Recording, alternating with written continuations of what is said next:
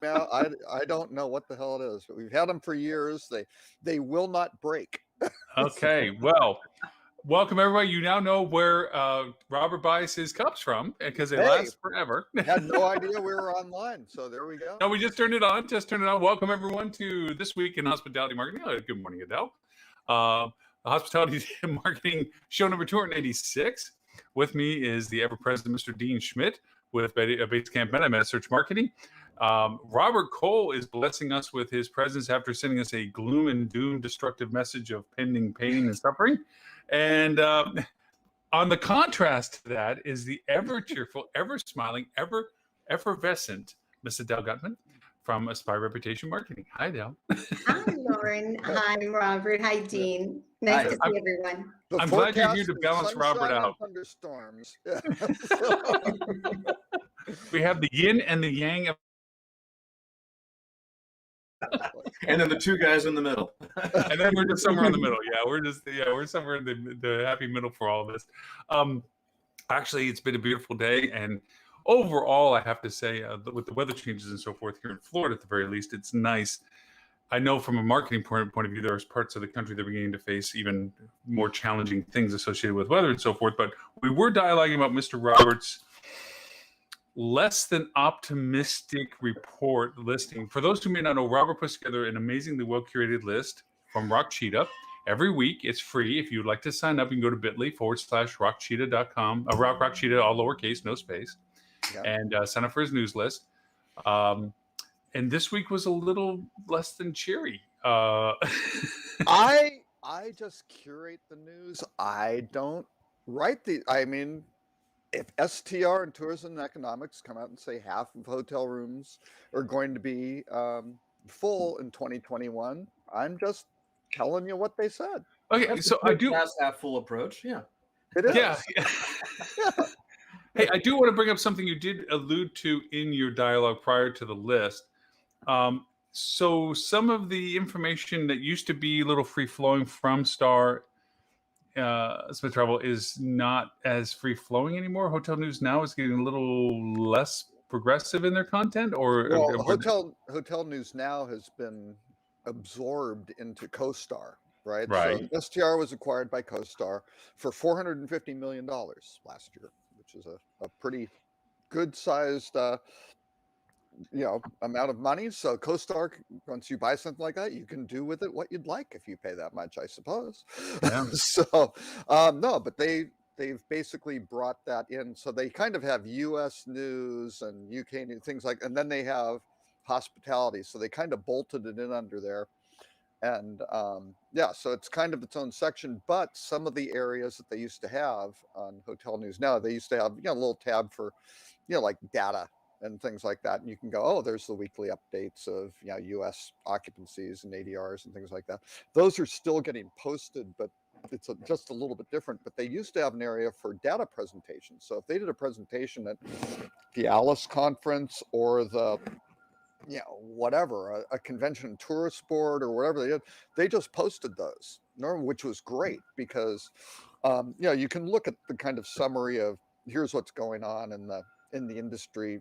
Here's the forecast. But if you can start seeing here's what's going on in the top 25 markets, here's what's going on in various chain scales and other things, it really helps you understand what's going on. That seems to be missing. So maybe I just can't find it. Maybe it's still there, but I don't know. I think I get the impression CoStar may be tightening the strings on the availability of data, which would be a shame because I think that kind of information I don't think the industry generally goes out and pays for, sort of thing. But maybe CoStar plans on selling that to equity analysts or something. I'm not sure. Maybe they figure out there's some market who wants to see it and not the general industry. So they must have their reasons. So. One other thing you pointed out, which I thought was interesting, I actually answered this question for a client recently, is that the Star Report has changed its source of reporting, its context of reporting. Which you please allude to, because... go ahead.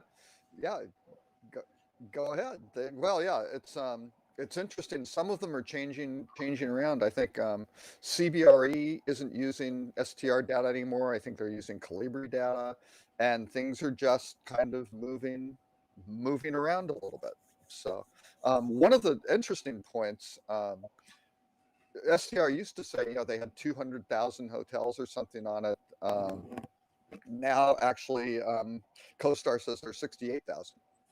So I'm not sure if those are just the subscribers who are contributing to Star Report things. I'm not sure, but that got narrowed down rather substantially. So I don't know. There are a variety of changes going on. So I attended HSMAI's economic report yesterday, which you alluded to in some of the content, Robert, as to some of the optimism, which is atypical to our industry, as you pointed out in your early diagram. We're all very familiar with. We all start the year full of spit and vinegar, kind of like, hey, it's going to be something. This year's the year that's going to do this. This is the year it's going to do that. And then as the year goes on, it's kind of like, yeah, not so much. Every quarter, the not so much. I believe, and I've been keeping track of the weekly STR stats since 2006, right? A little bit before that, actually, but really keeping track, like logging them. And yeah, those quarterly reports they start out high and they go dunk, dunk, dunk, dunk. And of course, if you're forecasting the full year and you have 3 quarters being closer anyway, that's a little bit easier to project, but it always goes down. And I think it really is a function of the industry, where the industry doesn't want STR to go out and say, wow, things are going to be really bleak, and then all of a sudden later they go, hey, it's much better than we thought. This is great. I can do stuff like that, but they can't. So Good morning, Amy. How are you? Good morning. Good to see you all. How's the land of Gitgo these days? It's going well. Busy. That's good. Always good to be busy.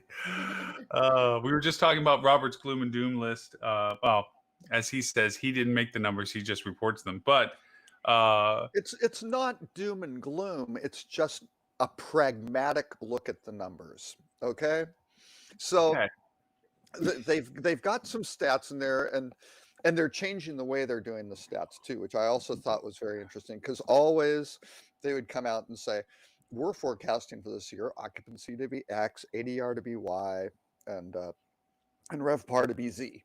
That's not happening anymore. They're basically saying, oh, demand now, instead of occupancy, demand will be off or plus such and such percent. So they've moved to these year-over-year numbers, so you aren't seeing the absolutes, which again I don't think is necessarily that helpful to the industry. Particularly, you're going to see some really nice positive growth numbers in 2020 versus 2019.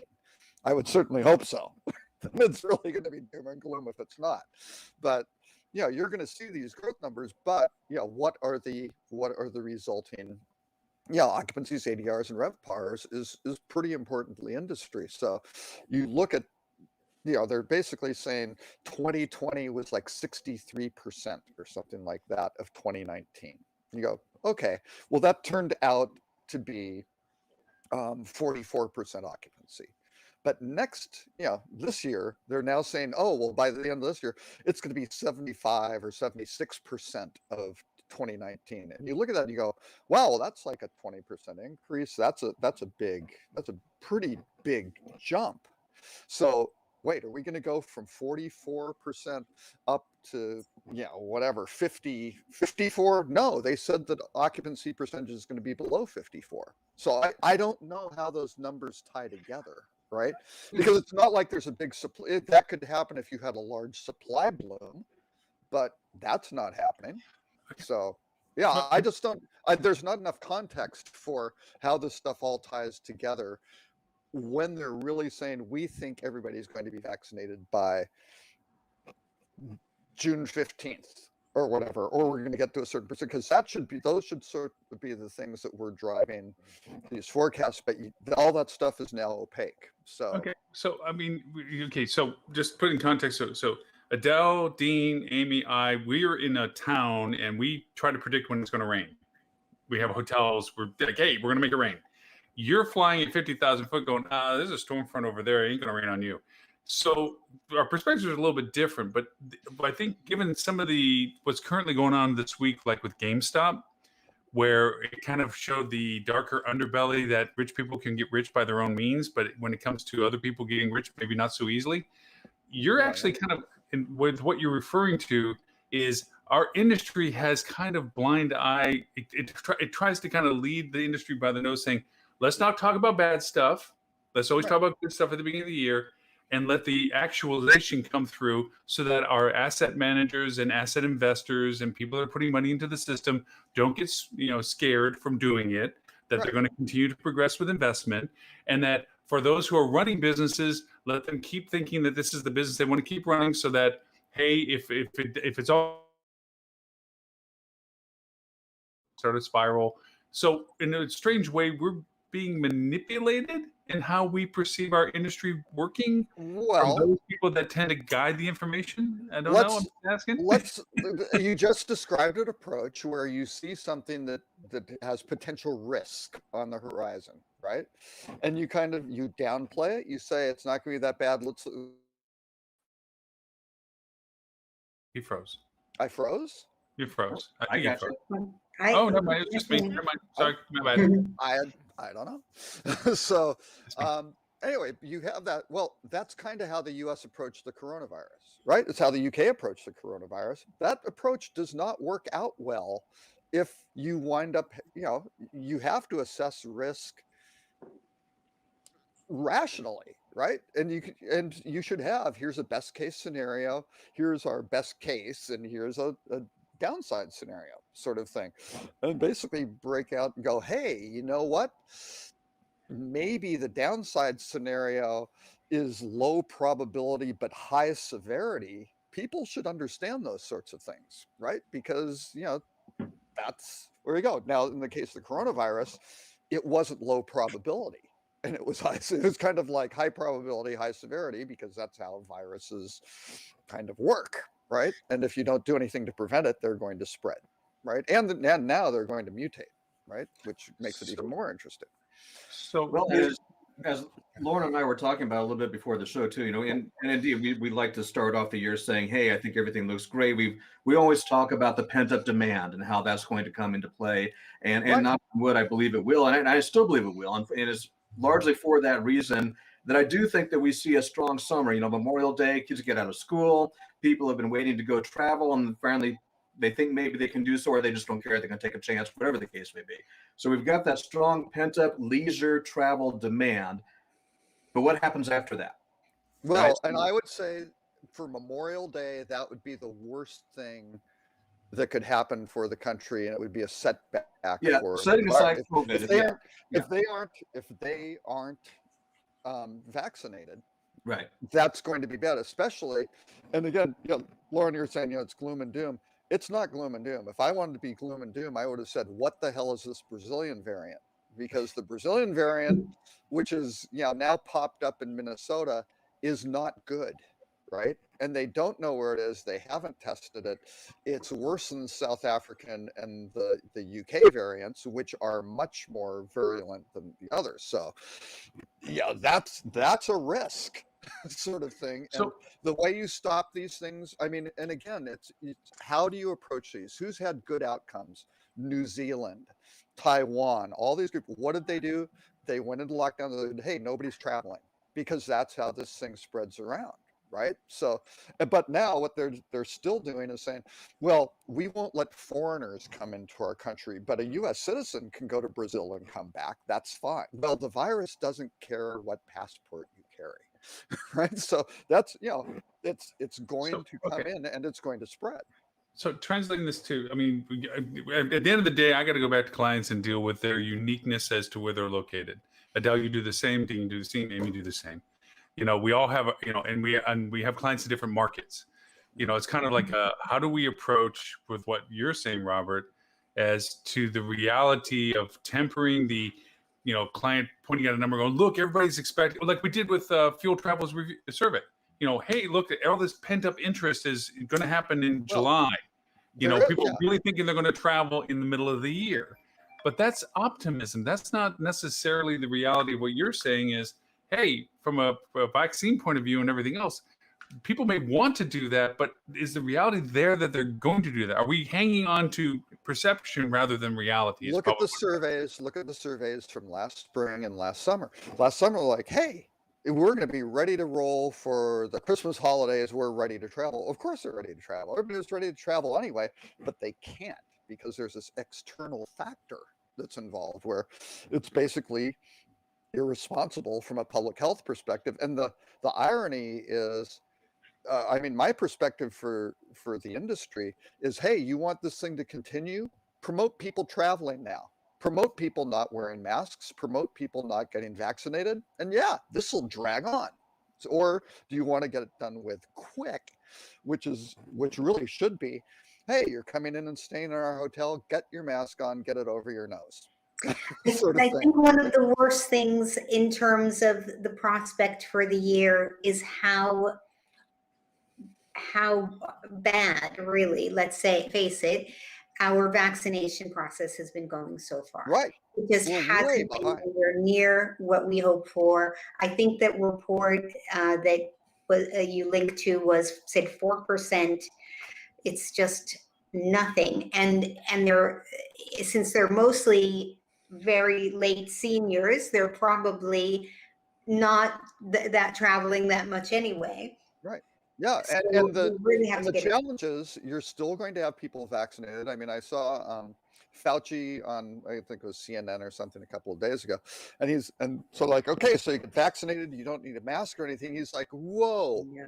no. He's like, we don't know yet, right? Because there's the possibility they don't have enough sample size on this to say, oh, you know what? The vaccine keeps you from getting sick. It's great, but you still have it. Oh, you can give it to other people? That's not good. The challenge with the UK and the South African variety is these things are more transmissible than the current one. So the problem is you run into a race of how can you vaccinate people more quickly, because otherwise this virus is now going to start spreading more rapidly. And the key is to stamp it out. You've got to get people so they're immune somehow. They're either not exposed to it, which is kind of isolate, don't travel, don't interact with other people, wear masks, stay 6 feet apart, wash your hands, all that stuff, behave properly, or get vaccinated. Now, the challenge is the reason it's more virulent is because the thing's mutated, and the problem with and now what Moderna and Pfizer have to do, they have to reformulate their vaccine to go say, oh, now we've got to take into consideration this thing for the UK and the South African one. The Brazilian one is apparently even worse because it has several mutations that goes, oh, it kind of looks like it's doing stuff with the spikes. It seems to be protecting itself from antibodies. That's not good, right? So that might need to be another new vaccine, and you wind up with a situation where it's like the flu, right? You got the influenza virus. Every year there's one, and they reformulate it to get the latest strains and things like that. We might have, if you don't squash this, and you can squash it within a month if everybody works together. I mean, you can make it go away, but we don't apparently want to do that. We may have to live with this over time, right? Okay. Every year. So we have the privilege of having a little diversification in our conversations with Amy from a sales perspective, sales team perspective. Trying to sell group or corp or anything like this, you're kind of like barking up to sometimes an interesting tree. I wouldn't say it's not impossible, but it's certainly more of a challenge. How are you guys, from your perspective, approaching it's hard to get them even if they want to travel? Yeah, I think right now the approach for salespeople has to be discussion with prospective clients and understanding where they're at in particular, because everybody is different. And every market is quite different, actually. And I mean, we're having great conversations with companies who are saying that, they are traveling right now. They are doing things. I think if you watch the mainstream media, you're not, and that's all you pay attention to, you're not getting the full picture of what's really going on. And so we have to be very, very careful. Okay, wait, what's the real about- picture of what's going on that's outside the mainstream media? Well, Robert, I think that's No, there's- I'm there's- dead serious. I'm there's looking for travel. information. There, people are traveling. There's Right. project-based business. We're booking millions of dollars of business into hotels right now.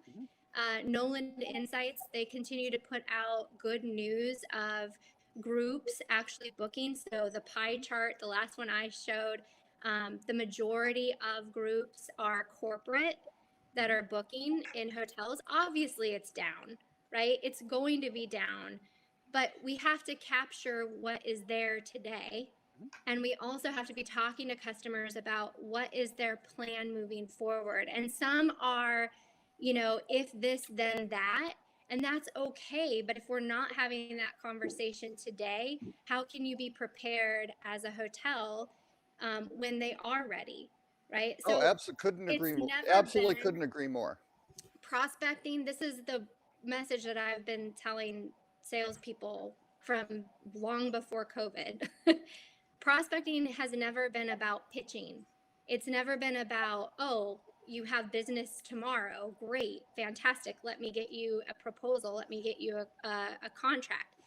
It's about building insights. It's about doing research and making sure that you're a fit for that client when they do have a need, right? Because their need could be 6 months down the road. It could be tomorrow. I have conversations with hotel companies.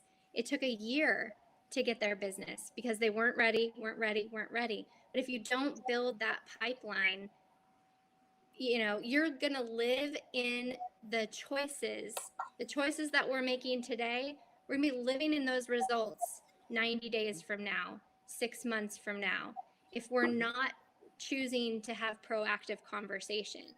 And the fact of the matter is, yes, you can look at the doom and gloom, but what I tell salespeople in particular is to keep your blinders on, and because we should be focused on the future, not to the today anyway, right? That's what sales and marketing is all about. It's the future. It's not what you're seeing today. And what I really get concerned about is when we continue to talk about, and yes, I'm living in reality just like everybody else, and I see what's going on. But if we continue to focus on that and we're not focused on the possibilities and the opportunity ahead of us, then we stay stuck in inaction and let's wait and see.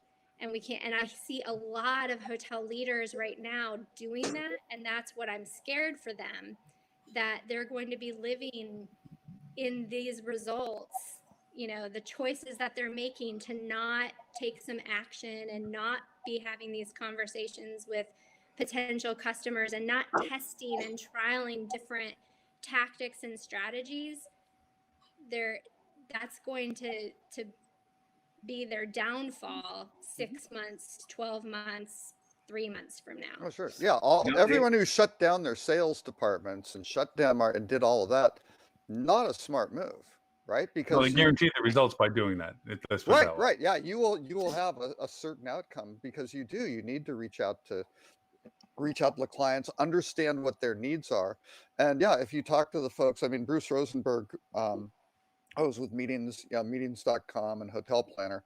They're booking millions of dollars of stuff. Now, the problem is nothing's converting, right? It just keeps rolling, right? Because it keeps getting postponed because it's not safe to have them.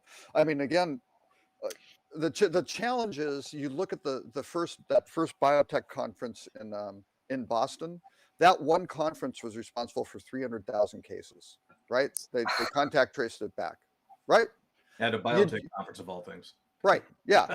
Kind of irony, right? So you don't want to do that because there's a risk there. If you go and say, we're going to go do this, we're going to have a bunch of people, it's back to normal, we're going to ignore the virus, you're all of a sudden going to have a massive PR problem if you get associated with a super spreader event, right? And you're out there going, we don't care. These are paying customers.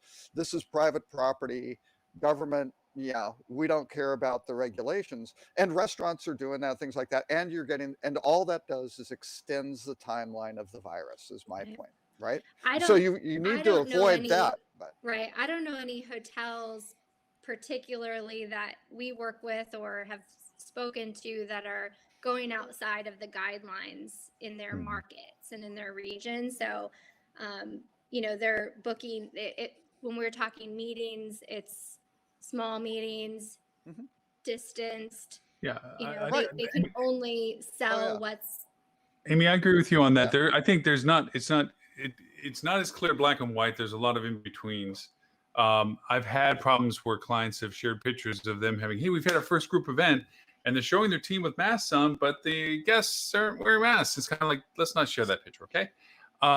You know, and they followed the guideline, but they're not. So there's this re-emerging prioritization of people that if they want group business, they got to address the realities, as you pointed out, of what is going on. Like, okay, if we're going to do these things, there's a way of doing it where people don't turn it into a super spread event that we're not going to make the news for it, but by the same token, we're going to be able to have business. And it is intermittent. And to Robert's point, it does roll in some of the bookings, but not all the bookings roll. Some things do happen. I mean, we have group events that happen, and yes, it may take a huge ballroom that used to have 1,000 people that you have 100 people in, Right. Yeah. and there's a new metric to all of this. But the Yeah. reality is that some businesses do have business. Oh no, and that's and it. And group, you should be setting up your ballroom where you say, look at here's what you're doing. Here's how we're going to keep your people safe. So we are a safe place to do this. Here's the whole programming of how we do here's how we're doing meals. Here's how we're doing everything. And this is great. We've got your back. That's what the customer needs to completely understand. So when you're ready, we're ready. Right. I mean, that's gotta be it. Then if they start, I think at the same time, it's also, but we're going to be strict on these rules because it's not just your people and you might not care, but we also have these employees, right? And we've got to keep them safe.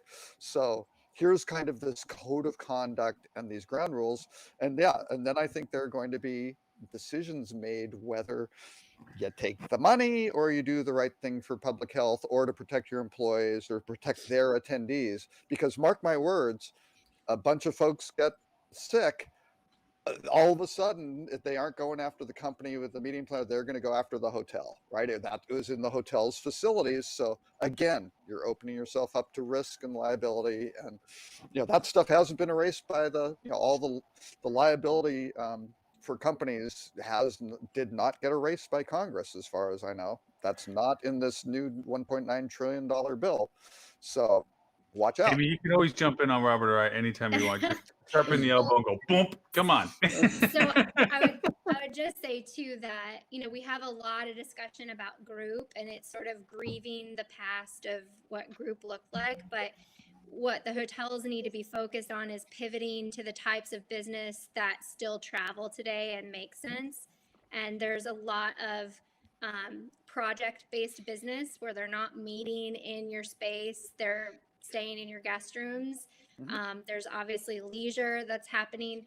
So that's what, you know, the message should be too is, okay, well, what is working, right? And where do we not have to cross that line and get into that gray area about, you know, do we take this group, do we not, safety precautions and all that. There is a lot of group project-based business out there filling up hotels and transient travel happening that we shouldn't discount that just because, you know, yeah, we want to fill our ballroom space, we want to fill the meeting rooms, but we're going to have to be a little bit creative for the next several months in order to do that. And having conversations with the clients is the first step, because you can't continue to make assumptions about what companies are doing and what, you know, because yes, big, large companies that we're talking to, risk mitigation, legality is really important to them. Small and mid-sized companies don't have as many shackles, and they also have to get out in some ways. And I don't mean to make generalities because, again, my point is talk directly to the customers, have the conversations with them, and ask them what is their particular situation. And I think people would be quite surprised when they start having those conversations and the you know, what's going on inside of those companies and why they might be traveling under the radar, not sharing that information because they need to do some of those things, and then also, why they might why they might have a better risk management procedure in place and feel that they're ready to send certain groups of people out into the marketplace. So every company is very different right now, and every market and region is very different right now. Amy, are there any particular types of projects that you're finding coming up? Is there anything that surprised you? It's mostly, it's kind of been pretty consistent over the last 8-9 months, I would say, with there's a lot of construction type crew business out there, retail, transportation, medical, obviously, consultants. So consulting firms that need to, assist with their clients. And some of those clients are large companies. The large company is not traveling, but their vendors are traveling. Mhm. Right. And they're not necessarily meeting, but they maybe need to go to a facility for something. I'll throw an know? IT on that too. IT is another strong suit where, unfortunately, the physicality of having to be there.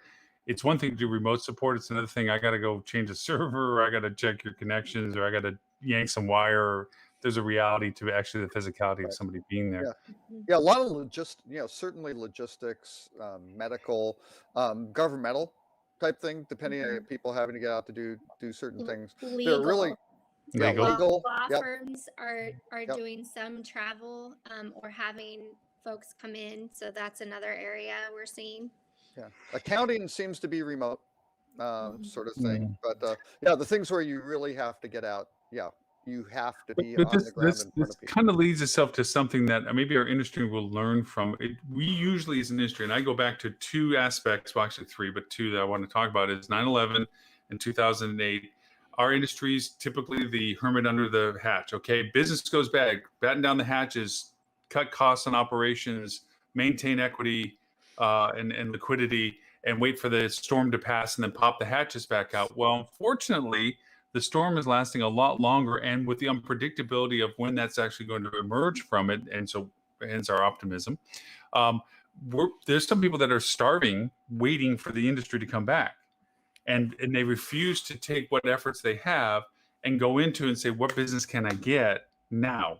It may not make me the super profit margins I went into this for, or even a profit margin to exist. Maybe there's just a sustainability factor to this, but a Or lot reduce of the losses. drying up waiting. Yeah. And then other companies unfortunately do false starts. I mean, there's no right way in the sense of, oh, this is totally wrong and this is totally wrong over here. It's, some companies false started. They come out of it when they got the PPP money going, okay, let's get back into business. It's July. The things are, curved down. Our government's saying it's going to be all good by another 30 days from now. And then they false started and they burned up whatever money they had. And now they're on the block, or somebody bought them or ate them up or whatever, so there's been some false starts to it too. But I think all of us are saying the same things, and that is, if you to sustain this, you're going to have to do a business for whatever business is out there. And this is not the time to broadcast on your social. Look who showed up, this company that's traveling, it's like, maybe we just leave it alone and tell that Brad Pitt showed up, but we didn't have to share it. And do the business that we have to do. Yeah. Right. And certainly the non-city center, kind of, it's all the, if smaller the hotel is, the more remote, location it is, things like that. Less density, those are doing, and lower down on the chain scales too, right? All those three, that's better, and you can do it. The really big, large, city center convention hotels, those are the guys who are really having trouble, and they're the ones who really have to get creative. I mean, and Amy, you're completely right. You've got to find out in your local who has business, what can they do, how do you compete against, and then how do you make sure it all works properly? Because if you don't do that, yeah, you're just going to be sitting around waiting for something, and you're gonna run out of cash, or you're going to close your doors or whatever, and then hope to maybe reopen later. Which, is not going to be a great Yeah. prospect. Tamara pointed out in the chat, she says, I've only had luck with Smurf marketing in Michigan. And I respond the same. It's like, yeah, Smurf in some ways is the only group business that's floating around right now. Absolutely. You know, that being said, it's also in containment as to what you can offer, and municipality restrictions and everything else like Well, this. I mean, I'm in Florida where there is no restrictions. Let me tell you, when things get cleared up, I mean, there is a bright spot. Anything that's been postponed, right? Weddings, honeymoons, things like that, those are going to happen, right? And there is real, true pent up demand for that sort of thing. So all of a sudden you fire the green light goes on, there's going to be, let's go make this stuff happen, which is great. But the way we kind of got started into this was kind of looking at the macro versus micro. From a macro perspective, my whole point is, boy, to end the end of the year at 50%, 50% occupancy or something like that, when you don't know if the vaccine's best case is maybe, I don't think it's going to be June. Half the year is July 1, right? And the peak periods for hotels, at least in the US, is always that third week of July, that sort of thing. It's like week 30 or something like that, is always the peak. If you miss that, all of a sudden you start going down, there's going to be a big push to get kids back in school, right? So all of a sudden you're going to have the kids back in school. That's going to limit people, that's going to put a damper on some of the freedom of pent-up leisure travel, things like that. And then are large groups immediately going to start in the third quarter? No. Those things take a little while to get organized. And as Amy said, the risk mitigation, they want to make sure everything's really good so they don't do a false start, get everything set up, and then, oops, we got to cancel the group again. So that's going to start lagging into 2022. My question is, what makes that hockey stick go up? Right?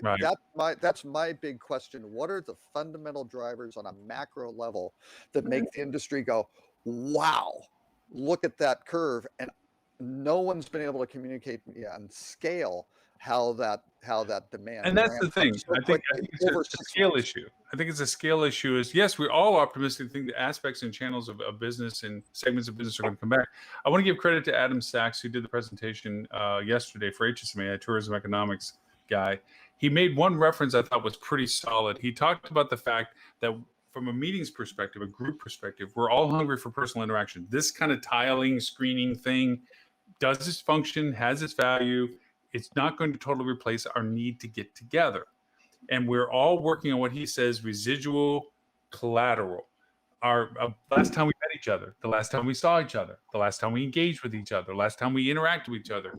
We're still riding that ride of what it was like when I got to hang around with Adele and have a beer in New York and talk about whatever we're talking about. We're sustaining it now, but it's still distant. And so there is going to be that aspect that as we go through, and I think Ed brought this out in many shows, and so did Stuart and Melissa and everybody else. It's going to be in pockets. It's going to be regionality. It's going to be not globally. To your point, Robert, it's not going to be the hockey stick of everybody in the world just flips on a switch and off we go. It's going to be Indianapolis is going to have a massive surge because of March Madness, maybe. Not because they can attend, but because they want to be around it or something. Who knows? Then meanwhile, New York might be, without international travel, take on some of the domestic travel where people who don't normally go to New York because they don't have to be displaced by the people that are internationally traveling, perhaps. There's a whole mess of different dynamics that are going to go on that all of us have to agree. We're trying to find for those people that we're working with what those things are. I mean, Dean, you have a struggle with the fact that metasearch is usually a relatively pragmatic, okay, I want to do something, what's the best value approach, but you can't shut it off because to shut it off means you're ignoring the people that are wanting that decision, but you can't really amp it up because there's not a lot of people wanting that decision. So I don't know, how do you balance that out for you even? No, that is really hard because, I've got a couple of clients I'm working with that one in particular, actually, I showed a great 15-to-1 return on ad spend for them. But unfortunately the volume wasn't there. Right. So how you have to have somebody searching for that traffic and searching for that and having the volume. But as you said, there's different ways that we have to target them now. And particularly within metasearch, I think that and Google's been working on this. It has to get more targeted and more refined. Whereas right now I can target by point of sale by country. Well, good grief. Okay, so I target by the United States. That's a little broad, right? I need to be able to get down and be more specific where I can target not even by state, but by city, metropolitan area, drive distance, and different elements like that. Because the guy isn't going from California to New York. That's not my target. That's not my audience. He's certainly not going from Italy to New York, right? So I've got to be able to target that better. So I think we'll see a lot of evolving technology that helps them to do that. Google has always kind of led on that area, and I think they'll continue to do so. Really, the question will become, so there's a lot of different systems out there that help automate those campaigns, and using the technology to do that. Will they be able to keep up with those changes? And not picking on any one company. There's a plethora of companies that have to do that. Amy, I got a question. Also that people need to, if you have any outdoor space on your property that you weren't using, I think you need to create an attraction and say, look at what you can do here socially distanced, because we have this wonderful lawn, and here are all the activities that we can do outdoors, a little bit separate, but still together, but separate. And because what you had as an attraction may not be there, or just doesn't work because of the COVID situation. You have to reinvent it. I have a question with this. When you work with a new client in the current circumstances, and you sit down with the blank ledger saying, okay, let's start. Where do you start? That's a great question. Well, we want to know what they consider their backyard, and then what is the drive market and what are feeder markets. What have been key demand generators in the past? How has that switched and changed? So we go from a few different angles. We actually have an assessment that we do a lot of the research ourselves and the groundwork. One cool thing that we're doing right now, actually in a beta, is we have a technology stack that allows us to search what companies are actually searching key travel words into a market, and then we can get those contacts in front of the hotel and start prospecting there. So lots of different ways to dissect it, but you have to start somewhere. And my thing right now is take imperfect action. Don't spend so much time trying to get the perfect strategy in place and the perfect tactics. Take action, which is literally so simple. Like, let's not overcomplicate it. It's reaching out and asking people questions, having a conversation. You can also use, obviously, past customer lists to reach out and reconnect. We use lots of different reports and tools of customers that have been coming into the market, competitor reports, things like that. Dean, you were going to say something. Sorry. Oh, I was just going to comment. Actually, last summer you had posted a quote that I'm sure you got from somewhere, or maybe it's your own, but I've used it again and again since then. That being, action is the antidote to fear, right? And that is so very true. Do something, do anything, just don't do nothing. Mm-hmm. Right. Absolutely. Yeah, Well, I think do something, we do get something afraid to smart reach and out because you responsible. think, oh, what was that? So do something smart and responsible. Absolutely. Absolutely. So Adele, probably the same question in some ways, because obviously by the time somebody has the smarts to bring you on to the dialogue with them, they're facing the fact of either they're not doing it well, certainly not doing it as well as they should, but by the same token, you have to do, in my mind, and correct me if I'm wrong, you have to present two things: value of what you're doing plus results of what you're doing them with. Because obviously they understand that there's something that's missing and there's something they should be doing better. And they may be doing really well service-wise, but they're not representing themselves well. But how do you approach somebody when you get with them and say, okay, in this climate of diminished demand, diminished business opportunities, fluctuations, and so forth, where's the value proposition of when you walk in? How do you change what they're doing in a way that makes them beneficial? Not sure exactly what the one What do you do when you walk in the door? like a lot of questions. But the conversation about following the data, it seems to come up a lot.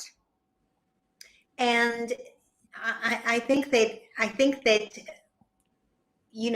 if you learn that this is what people are needing, or this is what people may be looking for, you need to find a way of communicating that, and why you do it better than anybody else does, and how you, or even not even better than everybody else, but how beautifully you do it. And you do that verbally and visually, and you show people enjoying the thing that might be the thing that somebody else is looking for, and make sure you're getting the right images and the right text and the right communications to the right people, and that you're not just saying the same old thing that you always necessarily did before. You have to customize an experience that makes sense today for this moment, that's going to emotionally impact somebody. But I think, of course, I always talk about, the social proof. If you have anybody in your hotel today, and they are, even if you only have 5 guests in your hotel today, somehow let that show other people who, what kind of a wonderful experience that they can have tomorrow, just like these people did. I think probably Amy would say the same is true for sales. If you see companies like this having projects like this, then you go, who else is going to be able to? And let me show them, this is the setup that worked so well. Look at the happy people. That if they allow you, if your clients allow you to take pictures of them and show them to others, which many will if you just ask them. I'm not sure I answered your question, because there was a lot in in some ways, there. it just is like, because we're all talking about value proposition. Amy, you walk in the door, you're saying, I'm going to show you how to do things better than what you've been doing them or have not been doing well for yourself.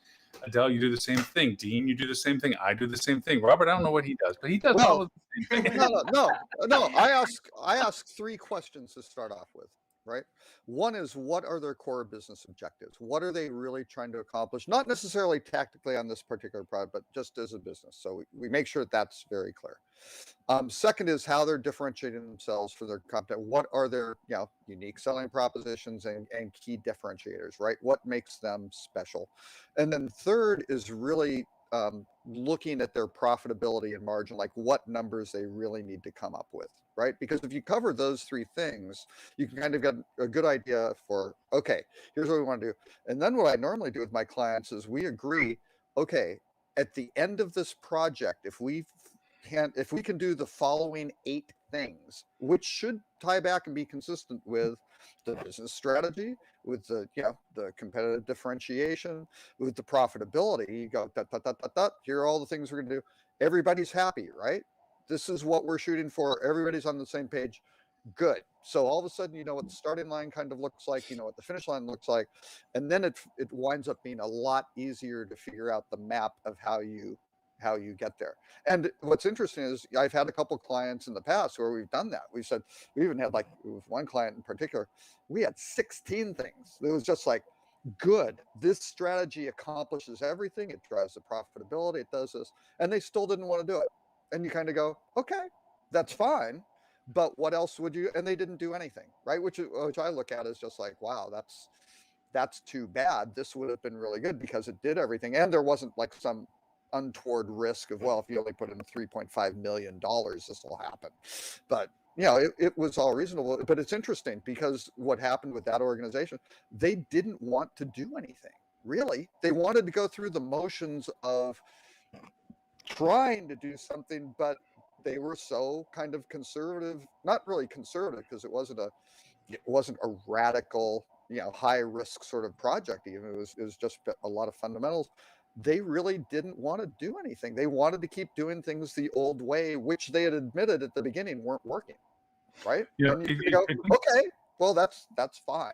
But I don't want you to be my client. They wanted you to be an enabler, telling them it was okay to keep doing it. Right. Yeah, they were looking for, but they started off saying, this isn't working, right? Here's the problem, and we've got the strategy. We're trying to make such and such happen. You go, good. So Yeah, what's the definition of insanity? Trying the same thing over and over, expecting a different outcome. I Right? think That's I not think some of the current circumstances has really unfortunately exposed some of the underbelly badness of how our industry is organized. For instance, you have a brand hotel. Given current circumstances, that's already a detriment because the brand has not really adapted or was not built for being flexible of how to approach helping the hotel given the current market. You have a ownership of the hotel that has their own goals as to why they invested in it. You have a management company of that hotel that has been tasked to running the hotel efficiently for the owner associated with their brand relationship. And then you have the property team. And so you have, to your point, Robert, if you walk and sat down and talked to them, you're going to get multiple answers from each one of those people based on what they consider to be the objective goals. The owner of the hotel wants to not lose money at this point. The management team wants to justify why they're being paid money so he doesn't lose or they don't lose, she doesn't Right. lose money. And then the property team wants to be able to make payroll Right. so they don't lose more team members. And the brand is out there just wanting to make sure they get their brand funding. So you have these different, but nobody is willing to be the one that steps forward sometimes. I wouldn't say nobody. It's very rare for one to step forward and say, I'll be responsible for making the decision that impacts all of us. Property doesn't want to step on the wrong toes because from a property perspective, whoever walks in the door, that's the flag that's on the pole. Hey, ownership's here. Da, da, da, hey, management's here. Da, da, da, So it's really hard for some of these hotels because when you ask about what is our differentiating factor, there's nothing different. It's a box beside the right. Road between us and 4 other hotels that are just like it. That's right. And that's where the Adeles come in because it's like we have to talk about what makes us different. We have to create a culture. We have to create what makes us different. It's talking to Dean going, hey, let's make sure we show up better than those that can show up for the same stuff we're showing up. It's going to Amy going, Amy, geez, where can we go hunt? Where can we go find these people? And going to Robert going, hi, what you got? No, pick it up, Robert. But yes, I mean, that's the reality of some of our inventory. No, I'm sorry, go ahead. Oh, I was just going to say, it's so powerful to have every guest that leaves your hotel excited and ready to share their story. And not everybody will do it online. You'll only get a few percent that will do it online. But if everybody had a great experience, not an okay experience, not you met their expectations, but you've gone enough out of your way to wow them, to say these are the nicest people. This was such a beautiful room. My breakfast was so delicious. If you've really gone through all of the touch points of the experience and they didn't frustrate me at any step of the way, not at the booking engine, not on the website, not, they gave me a thoughtful pre-stay email. They thanked me for the stay every step of the way, including at the end. And I feel connected to them. That kind of a feeling, when people leave your hotel like that, you have hundreds and then thousands, and then, over time, all of those people out about in the world saying, oh, if you go to Budapest, I know where you have to stay. And they'll never forget you because you did something extraordinary, which is, really connect with them on a human level. And in fairness, that's not So easy to do. powerful for revenue. In fairness, that's not easy to do because, as the saying goes, if it was easy, everybody would be doing it, right? But it has to be. So you have to give them something to talk about. And let's take a neutral example. I recently had to buy a wall charger for my Oculus, which Lauren will appreciate. I needed a new wall charger that I bought from Amazon, right? Got the wall charger, plugged it in, everything worked. Amazon wanted me to post a review. Well, what do I say? I bought the wall charger. It seemed like a nice product. I plugged it in. It worked. Okay. How do I write a review that says that? Whereas, but you've got an opportunity in hospitality to have that experience with the guest. If nothing else, you can do that, right? And that gives them something to talk about. Well, I agree. I've always said, let's give them something to talk about. And sometimes we do something strictly for that reason, so that they can say, you'll never believe this hotel that I'm staying in. It's a library hotel. They have 6,000 books, and every room is dedicated to a different subject and has, 50 to 100 books on a unique subject. So many quirky details. People like to have a little story to share. But I always challenge when people say to me, it's difficult. If it was so easy, everybody would do it. They don't do it because they don't know how to do it, or they don't believe it will work, or they don't bother to really try. But probably That's the one. it's not really that hard. You know what's hard? Dealing with complaints again and again and again and again, dealing with the same complaint all the time, wasting the front desk's time, constantly answering the same questions that they answered yesterday, the same as the day before, and the same as the day before, because nobody has made it so easy to know that information, because we've communicated so well that nobody needs to ask the front desk. They've already know what it is, they know what it costs, and they booked it on their mobile device. I mean, it should be a lot easier. And if we were all using the brain power of our collective, team members and associates who all want to do the right thing and want to make people happy, you would solve a situation in a way that you don't have to deal with it constantly. And we waste our time just doing the mediocrity when we could just invest a little mind time and conversation and collaboration time in order to find out how to have a little bit more excellence every single day. Well, and then you're blown away. Wow, that wasn't really that hard. Wow, this is a lot more fun. And all I do is just try to teach people how to connect the dots between the information and the questions that come in and how to change things so that you're not stuck in a Groundhog Day. And yeah. And No, you keep don't- going. I'm sorry. go Go ahead. ahead, Adele. no, that's it. What you're really talking about is culture. It's Yes. building culture, and so we've been very intentional about that at GitGo. And one of the things that I found the hardest through our building of this culture over years was when I wasn't awakened to the idea of how important process and system are in setting up the culture. Because when you say culture, you think it's all the soft, touchy-feely, everybody kumbaya. But really what is what makes culture work is the systems and the processes of communication that you set up. I think you and I have had this conversation before that, one of the things that I find interesting, I've been digging into it on how can we implement this and kind of transfer what I've learned from the entrepreneurial world into the hotel space, is we have a process that we follow for cadence of communication, how we communicate, how we keep everybody in the loop. And because hotels are such a complex environment with so many different people involved, like you were saying, Lauren, from the management company, the brand, the owner, the team on property, how can we bring all of that together and sort of scorecard and process and keep that, so that it's at the forefront? What are the main objectives this year?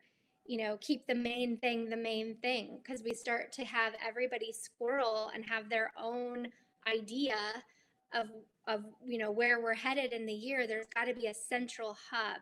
And the moment we did that at GitGo, it changed our world. And it made our culture, the vision that I had for the culture became real when we started putting process and systems in place to capture all of the necessary communication and keep people, centrally focused and aligned on what the true goals are, and scorecard those goals. Yeah. Amy, you know what?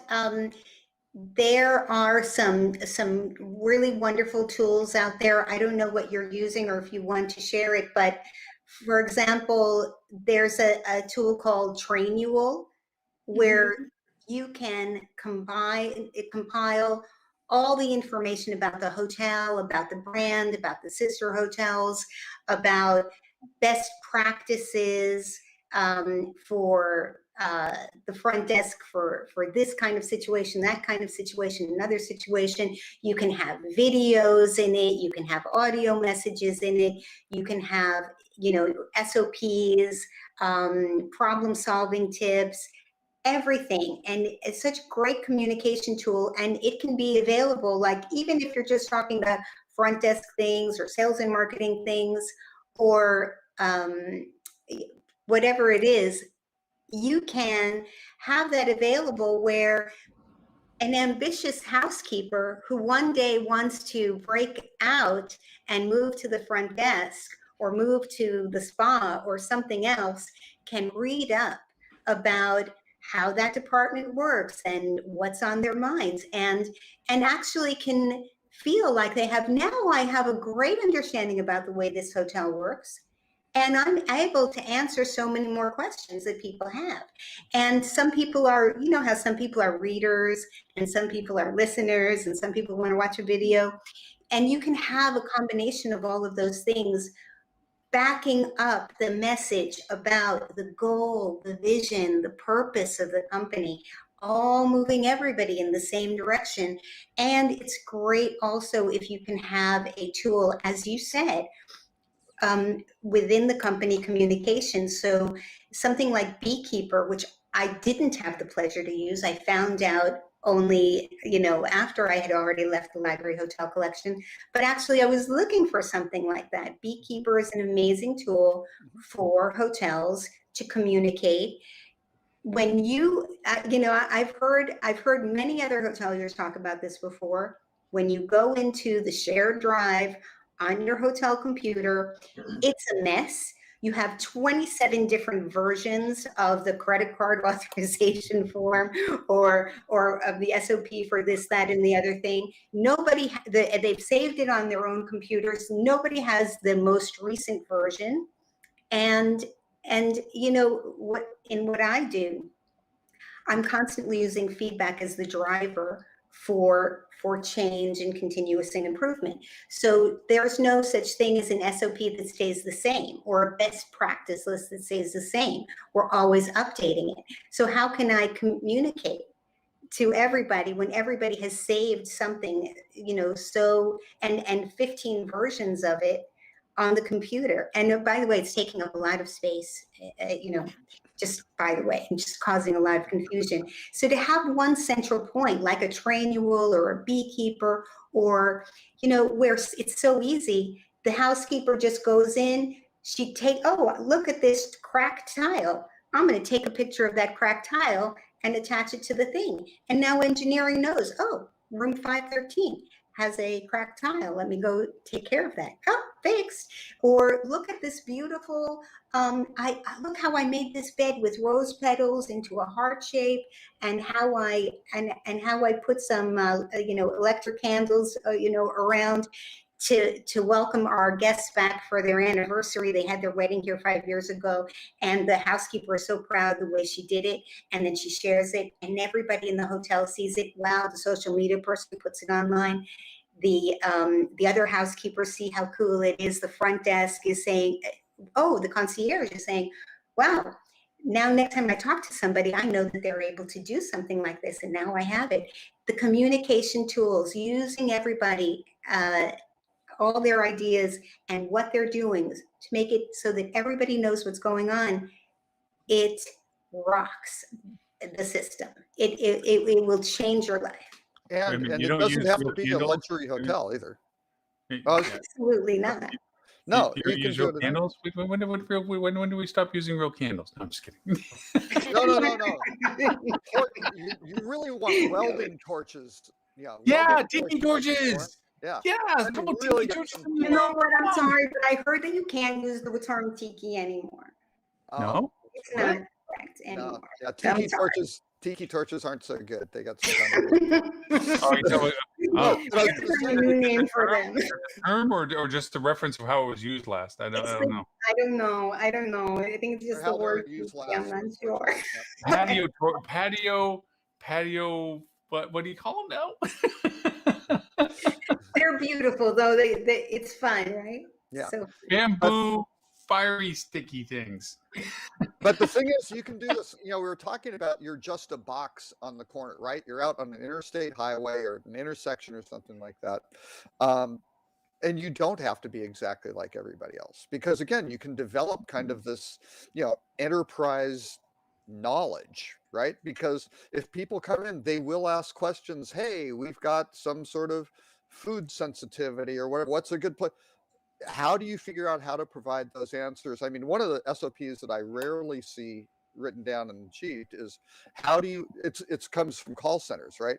How do you solve the problem on the first touch, right? Mhm. It's always like, oh, well, they ask the housekeeper and they send them to the front desk. The front desk sends to the concierge. Yeah, and it's like, bop, bop, bop, bop, bop. 4 people later, they're just like, forget it.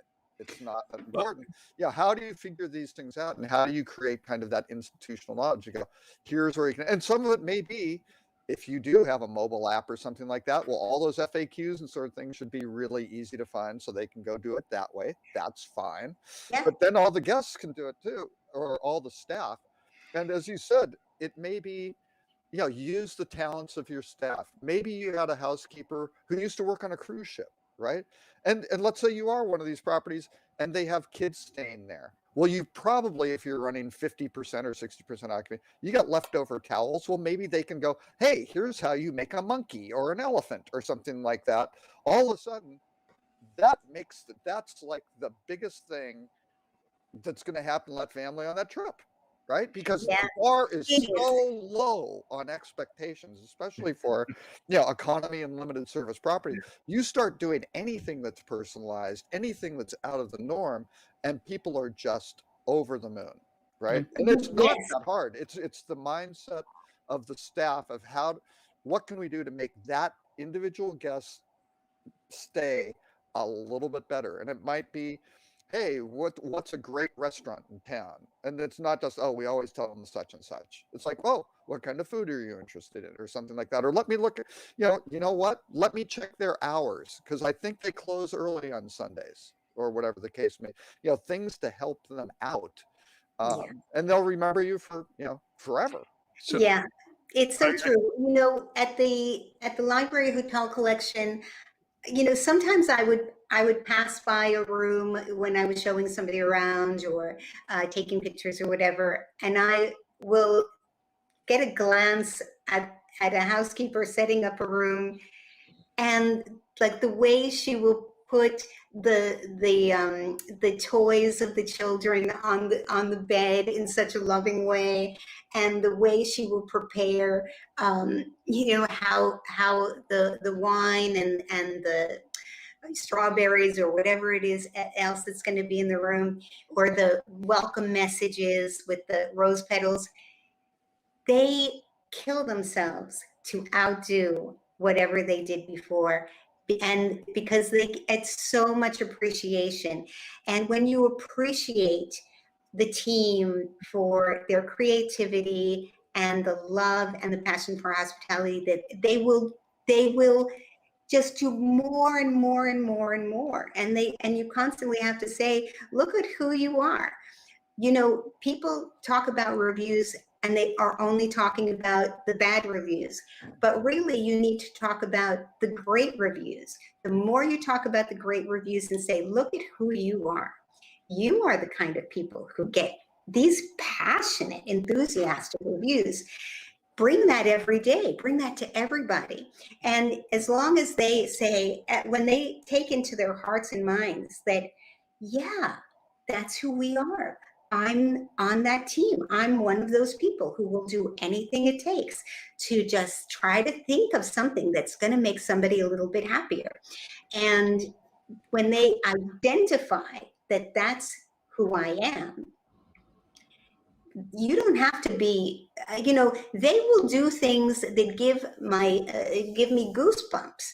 I could never train somebody to do the things that they do. They just need to know they're the kind of people that will do it. I don't I think think- Adele is passionate about this. It's just me. Guessing. I'm not. It just, I just think this is just a passing interest for her. I do want to point But out. she's leaving something out. She's leaving a very important part out. Library hotel collections empowering those housekeepers to do that and not saying, what the hell are you doing organizing toys? Get out to the room. You got faster because you got to do whatever.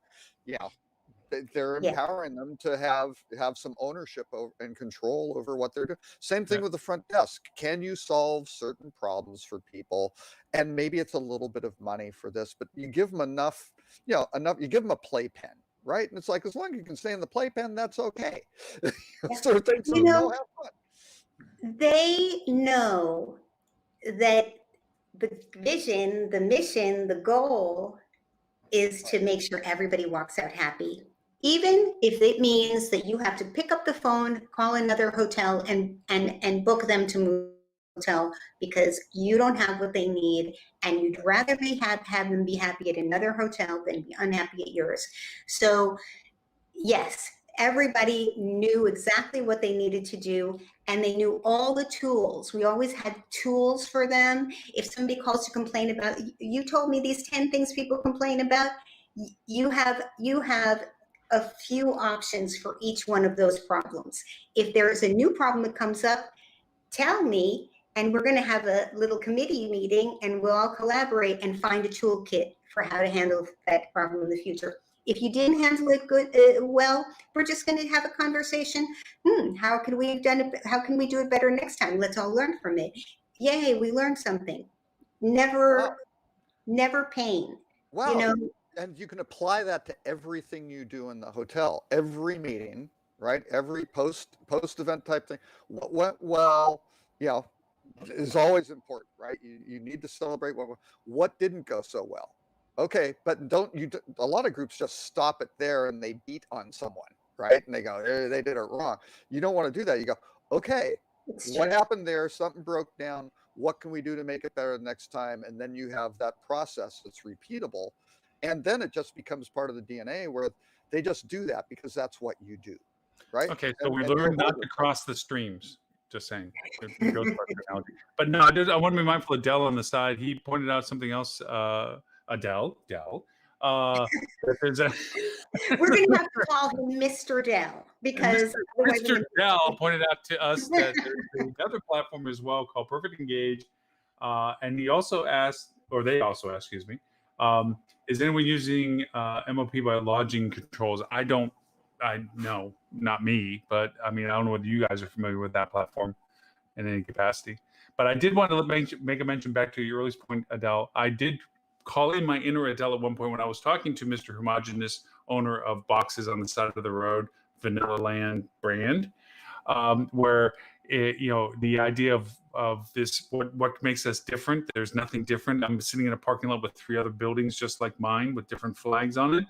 To your point, what are you doing for culture? If not anybody, why not me? Is what I basically portrayed to them. Is if you're the same with everybody else, then why not be different with culture, with how you treat people differently? No, we didn't put rose petals on beds, and no, we didn't do all that cool stuff because they were running one housekeeper just to keep up with the transition of the rooms. But the idea was make them feel as welcome, as positive, and affirmational about safety and security and all those things that were causations for people to be nervous about traveling.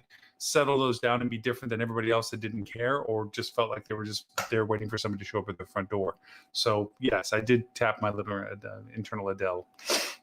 You know what? You're doing it though. I mean, we Did she freak?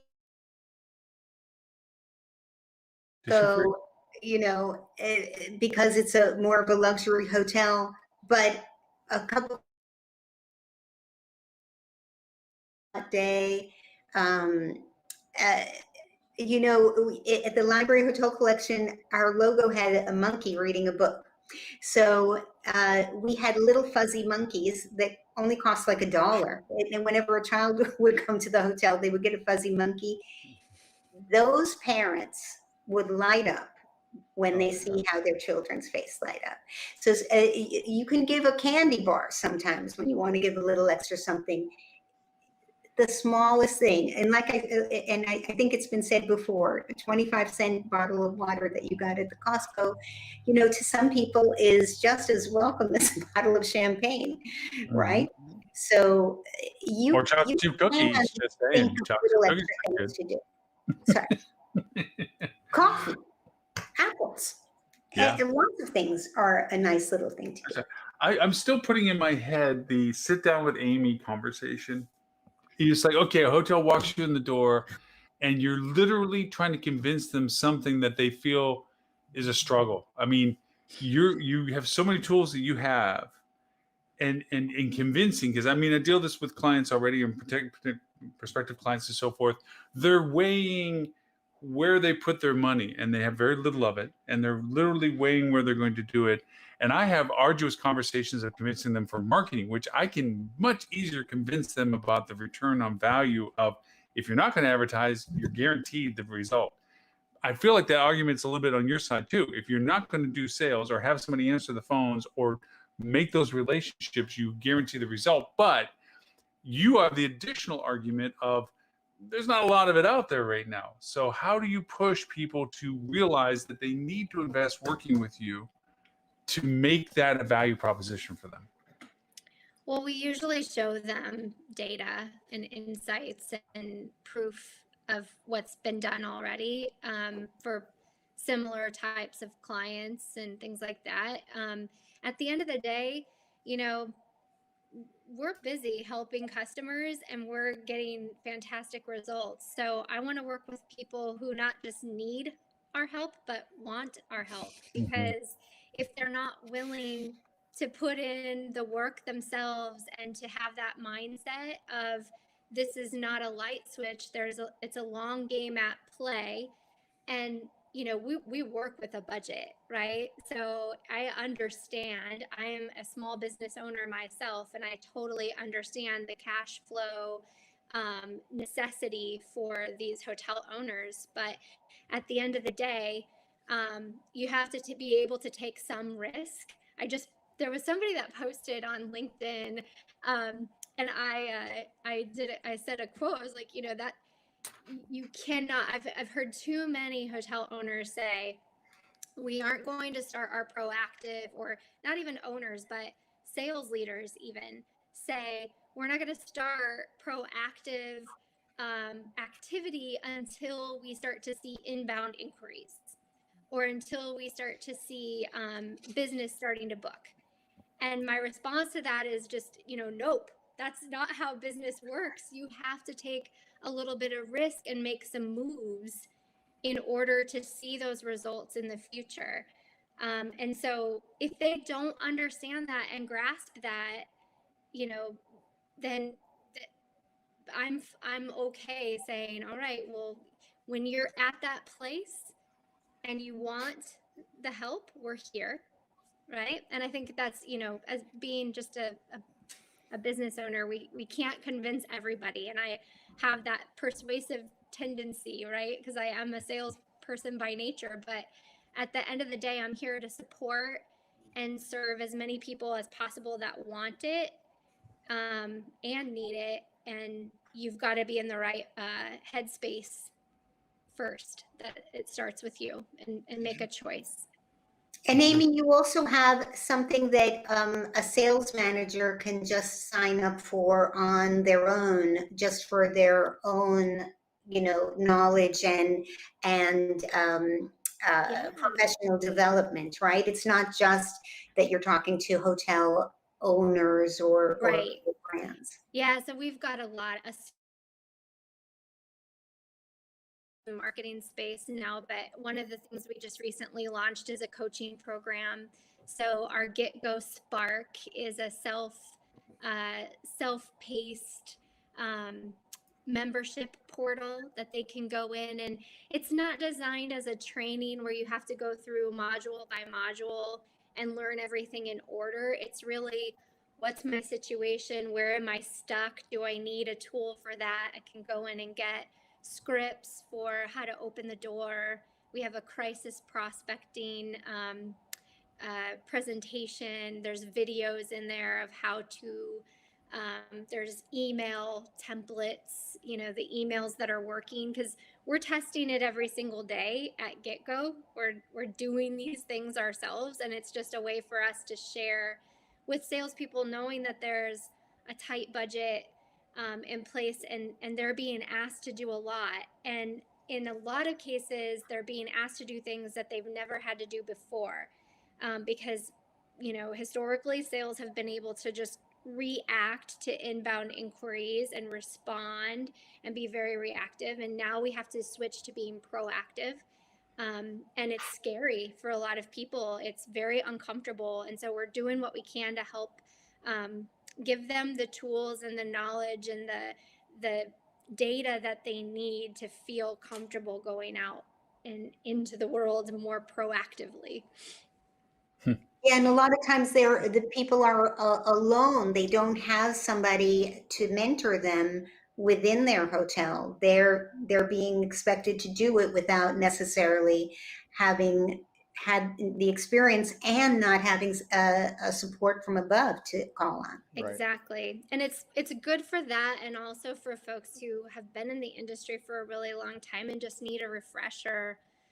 So there's that aspect, and then we have another where they can do one-on-one coaching with myself or one of our coaching consultants on the team, and we can actually pinpoint what might be blocking them from hitting their goals and reaching where they want to go. So it's a lot of fun. That's a passion project of mine, actually. My team was like, before COVID, they're like, no, we do not have time to do this, Amy. You cannot launch this. And then COVID hit, and I'm like, well, there's no time like today. This is so needed. So we accelerated the plan to get that out to market, and we just started marketing it late in 2020. And so I'm excited to see where it heads, where it leads. Mr. Well, Dean. that is a good suggestion too, and in whatever discipline that you're in, COVID has opened up time a little bit, right? You don't have a full hotel now, so what can you do? Well, if absolutely nothing else, maybe even beyond above that threshold, but do some training, right? What can you train yourself? What can you train your staff? What can you cross train your staff? What opportunities are out there? And there's a lot of things out there. From paid trainings, I've got one myself. I recommend everybody to do that. You know, talk about MetaSearch, but even some free ones. I just recently completed actually Google Garage, Fundamentals of Digital Marketing. It's a free 40-hour course that includes a Google certification. Yeah, go do that and find other things like that, whether it be college courses or online courses, whatever. Take advantage of the opportunity. And again, it's like we said, action is the antidote to fear, right? So go do something. As Robert said, do something responsibly, of course, but do something. Well, but if you can get your staff too, who take those and they have good outcomes, and you can share that, as Adele was saying, yeah, you put it into a structure where they go, oh, if you're looking to learn more about such and such and such and such, there can be things where they start going, oh, well, yeah, the housekeeper, I want to learn more about rooms division, or I want to learn more about food and beverage. And then all of a sudden they can kind of get an idea of it and then go, yeah, we can cross train you here, you know, so and so. Yeah. But you need to have those processes set up so they're successful, right? What you don't want to do is to have someone who's very eager, wants to grow, and isn't ready, doesn't have the background, doesn't know what's expected. You throw them in and then they fail, right? That's just not fair to them. It's a waste of time for everybody. So how can you make sure that your staff are supported and successful in these outcomes And it breaks down the silos, right? You know, because while you can have a system like Trainual that, only housekeepers see this, and only marketing people see this, and only desk people see this. But if you break those, I mean, there's no reason to put those limitations. Why wouldn't you let your front desk team understand how sales works or how revenue management works? Why wouldn't you want everyone to know what the procedures are in the gym or in the spa? Right. Amy, sense. Tamar's asking for information from you on the chat box over there. Yep, I'm gonna post that here. Okay, cool. Hey, I've got a fast question. Anybody look at the new Sheraton photos? I just wanted to get you guys. I did. Did I you like that? Not like it? Did they look different? Does it I look? looks well different. Yes, it's different. I like the quiet booths. I gotta say that's my favorite feature, is the quiet booths. But honestly, I feel like it's I wouldn't say a little too late or lipstick on the. It's a tough time to retool the Sheraton when it's. I think its strongest asset. They pointed out in the article. You're likely going to find a Sheraton somewhere. Work on to a known destination place. I know that they're trying to change up the look and so forth, but Yeah. I don't know. It just seems like a hard thing to reinvest into. A lot of people that are hanging on to the Sheraton are really because it's the affordable brand flag and they get to have the access to the tech. But other than that, being told to do such major FF&E, And some of the FF, I'm wondering how some of these. I mean, I don't know what fabrics they're using, and like you look at that first lobby shot, you go, "Is that stuff going to hold up?" I it mean, doesn't look like it wire does not. stick It stairs does and not stuff. look very durable, and you can have very good looking, modern, durable furniture. That doesn't look durable to me. It just, all the upholstered Neither do the corners, rooms. all those upholstered corners, I look at and go, "Oh, that's That not gets good." shredded very quickly. And Also, if you look at the rooms, and to replace it, you're going to have to replace the whole panel, right? Yeah. I mean, it's that's going to and be you look at tricky. the rooms too with the tables and so forth. They're not really anchored stable wise. They're easily getting knocked over. Gosh knows how many times you lean on a table and it's a stick table and the thing falls over. Well, and they had drawers. I don't know why they're putting drawers in the tables in the lobby. That just seems like, let's invite a lot of really gross stuff when you open those drawers. You know they're not going to get cleaned very The often. hard, well, no, but why would you have a drawer? Is for someone who's going to come back to the same spot for it's in It a sounds like controlled somebody took the area. Marriott. It took right? like I the don't know. Marriott community table idea and said, let's shove it into Sheraton. Okay, but are they Oh, real drawers or are they just designer decorative drawers? Do they actually open? Oh no, They they're open. open. Oh no, They do? it's open, and they've got like there's an An iPad in there, tablet and pens and some and stuff. pens and paper and notebook, and you go, that's not going to stay like that, and and there's going to be we can't, as Adele said, maybe if you're giving little treats like candy bars and things like that to the kid, they're going to wind up in those drawers. Like half-eaten ones, there's ones that are spit out. Yeah, that's not Mhm. going to be good. So I don't know. just- Interesting design choices. I commend them for trying to do something. I So, just think this was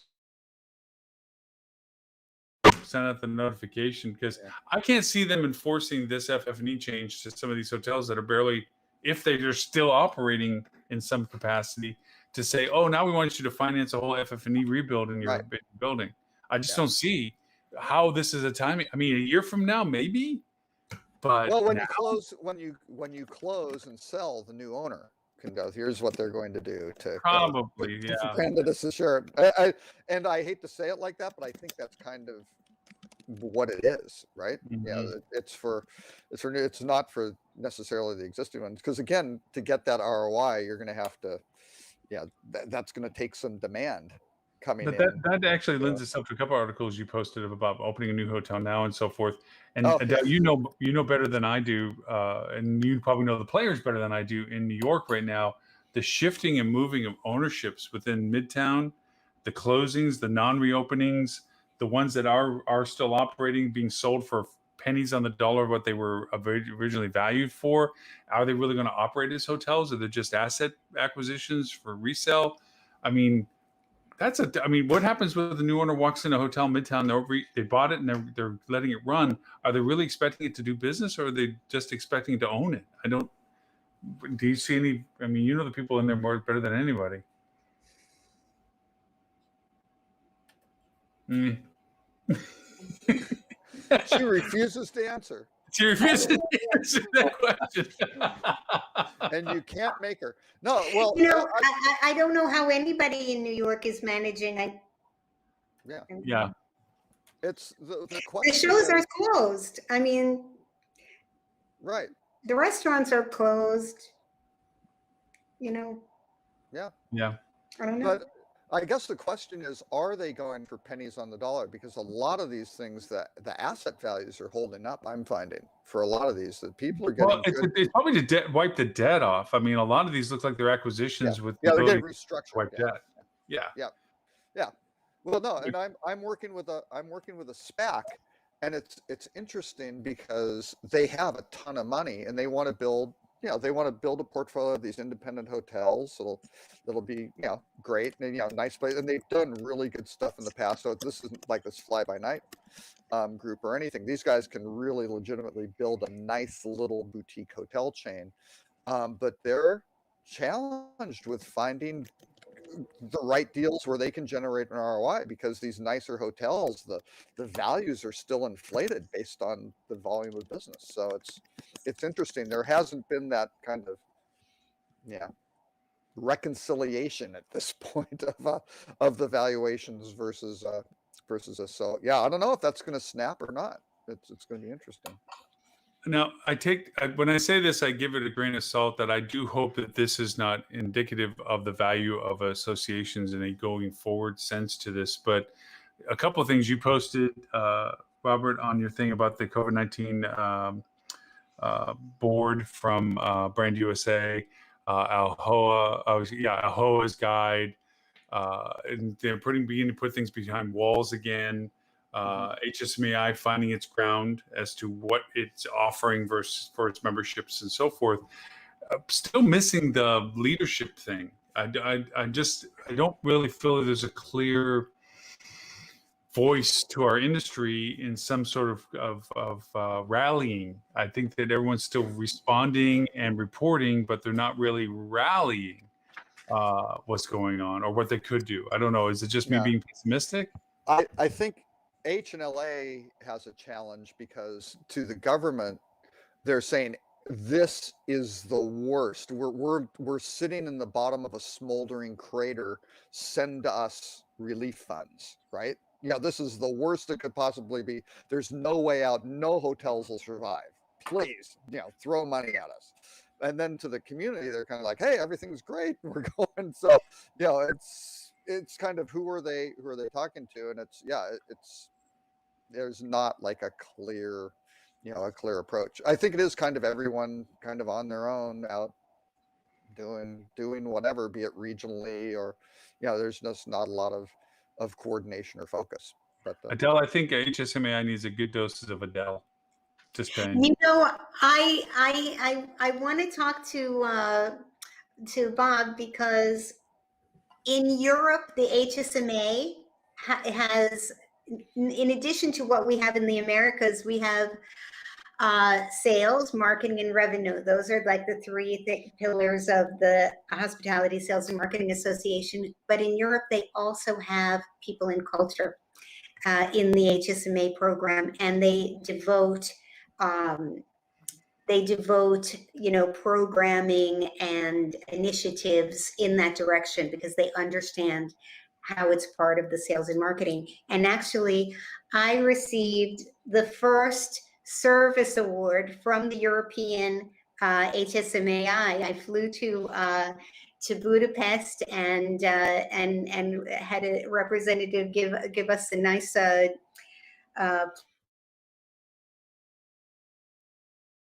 the Aria Hotel Budapest for being the #1 hotel in the world on TripAdvisor, and all the service initiatives that we made in order to boost our sales and marketing revenue efforts. So I hope that actually we do join that, and I will be up for assembling a committee.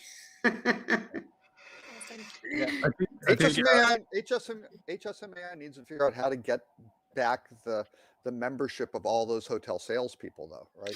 Yes, that is really an issue. Yeah, because a lot of you go to the meetings, it winds up being a lot of the venue and the event people and things like that, and the activities. And revenue managers and so forth. Revenue managers were a pervasive group that was growing with it, and justifiably, it wasn't represented in the name itself, but there was this displacement where sales kind of waned for a while as a contributor of the aspect of HSMAI. I mean, it was the one board that seemed to have to redefine itself into its role, because I mean, way back in the day when digital marketing, e-commerce was growing, it was at the detriment of sales impact of what they were doing. The digital marketing got the lion's share of attention, the new shiny penny, so forth. And as time went on, sales got redefined as to what its role was in the relationship of the organization. And then the sales dug its heels in and redefined what it was valued for when people realized it wasn't marketing, it was sales, and that it became redefined as to what it was. It truly didn't get its full voice back. And now we've assimilated so many combinations of things, revenue management and marketing, sales, now they're turning into this co-centric swirl of engagement that's necessary, not just because of reducing the internal bandwidth, but because you have to have, as you say, cross disciplines. People have to understand how everything works together. But sales still, I'm sorry, you can't take a revenue manager and do sales. Doesn't work. You can't take a marketer and do sales. Well, Sales you is sales. can if you have a process to, orient them. Oh, yeah, and okay, to- granted and to for do that, that yeah. and to train and to make them aware. And sometimes a salesperson is aware of revenue management is very, very helpful, right? So, Knowing how it's done, knowing But, how yeah. it's done. I can drive a car, right. but I can't drive NASCAR. Okay. Well, So don't sell I'm yourself gonna- short, Lauren. I Okay. think in general, we start in sales. And I mean, you're in a sales role in a hotel, and then you're director of sales, and suddenly you're dealing with public relations, communications, the website, the advertising, and everything combined. So it's kind of the process. So it's not like we usually hire people from the beginning to just focus on marketing, although now because of social media, sometimes you will have an entry-level person that will just deal with social media, which you would say is not sales. But normally the progression from the day when I started was always, starting through sales and then moving up and having that role expand to customer relationship management and email marketing and the website and everything else. Those are just things that I always say that I'm a hotelier. Right. And I'm not a digital marketer, I'm a hotelier. As a hotelier, I know I have to do digital marketing in order to make my hotel successful. And I have to do PR to make my hotel successful. And I have to do sales to make my hotel successful. And I think it's just better if people know the whole toolkit. Know enough to be dangerous, for sure. I think that's one of the challenges is what I see from the sales side is a lot of properties, I mean, that's just the reality they live in. They don't have the means to have specialists in all of these areas. And, but you have to have your salesperson, if you are in that situation, dangerous enough to know how to write an email campaign and build that into an automated system like a MailChimp or something like that. That's not happening by and large at the property level right now. And that's where we love to jump in and help build those processes for salespeople so they're enabled to do what they're good at, which is take customers over the finish line, right? Mhm. A salesperson should be closing business. They should be yes, building relationships, but the goal obviously is to bring revenue in the door. They can't do that by also recreating every email, every time they're sending something to a customer. Things fall out of the pipeline constantly because there's not a process in place for that. And so that's that. I wanted to make sure and mention that, but I also wanted to jump back. You guys were talking about HSMAI. And I want to do a little plug for them because I'm on the sales advisory board. We were talking about training. They are, I think it's through the end of March, offering it's a special on their certifications. So as Dean was mentioning, now's the time. If you have some time on your hands, not a lot of people do, but you can get those certifications and you can purchase it. I don't think you actually have to take the certification. It's just purchasing it and then but don't quote me on that. I don't want to mess that up. Yeah, once you purchase it, you can do it in your own time. Yeah. And I many years ago got the digital marketing one when Holly was doing the presentation right before the Adrian Awards or the Digital Marketing Awards conference. And believe me, that was so much more delightful in a way than doing the business acumen one online by myself without lovely Holly to answer all my questions. But you know what? It was so much fun. Once I got into it and I asked my questions, they answered me quickly. And it was really so much fun because there's a simulation there and you're like, oh, how can I get my revenue up higher than last week? How do I get my turnover down? How do I get better scores on my reviews and more social media posts? And it is really a lot of fun. And that one was 50% off. I think the other ones may have been 20% off right now. But you know what? I've been a member since 1980, and HSMAI has given me so much in terms of professional growth. Hey, speaking of, And that was, and you know, with Adele, that was when HSMAI started the prenatal membership. You know, that was she was one of the first people in that, right? That's right. Yeah.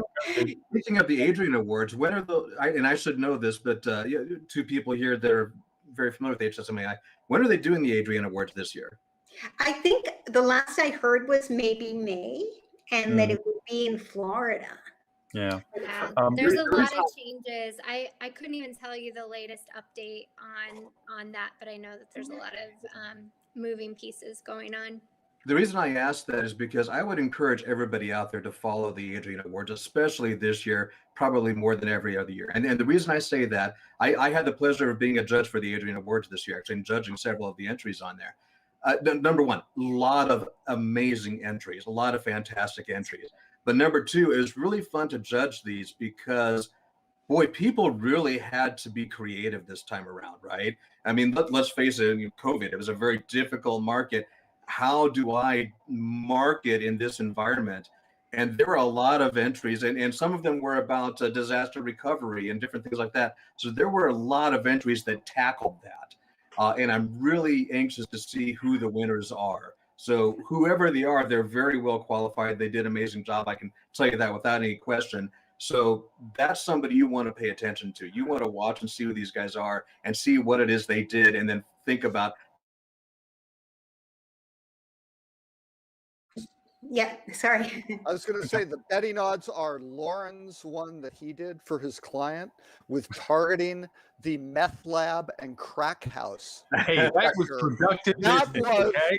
high ADR. Oh my God, long length of Repeat stay. the business. It was all good. That's Hey, right. How do you repurpose those hotel rooms? There you go. You know, it's a quiet little place. But hey, two things. One is sales people and PR. I would like to address two things about those. Salespeople, my hardest gig I ever went through, from being in food and beverage, from being in operations, from being in marketing, everything else, was when I had to be responsible for sales. Because the first perception I had going into sales was, oh, I just have to take orders. I just have to fill contracts out. Yeah, no. It's smiling and converting what they want versus what you can give. That was the first hard one. The second hard one was, okay, so I'm at my desk, got a clean little blotter, cute little pen holder. What do I do now? Going out and finding and creating those relationships, creating those communications, and finding means to do this. And then answer some of your points of the technologies that we have to do now. The second is PR. I think people just put these things in the bottle. Sales, oh, it's just taking orders. It's just smiling, going to events, cocktail hours, crappy stuff. The other is PR, where it's like, oh, you just have to broadcast this stuff. No, real PR is the fact that you pick up a phone to somebody that's important, that has a voice, that has an audience, that has means of distribution, they actually pick up the phone. Anybody can distribute news. Anybody can distribute content. It's whether it's being put in front of the right people. The skills of a salesperson, a genuine salesperson, and the skills of a genuine PR person is as night and day as telling that somebody can go into a professional kitchen and cook out restaurant meals if you're not a chef. Doesn't equate. Just because I know how to cook doesn't mean I can make a restaurant work. Gosh knows I've had lots of clients that thought they could.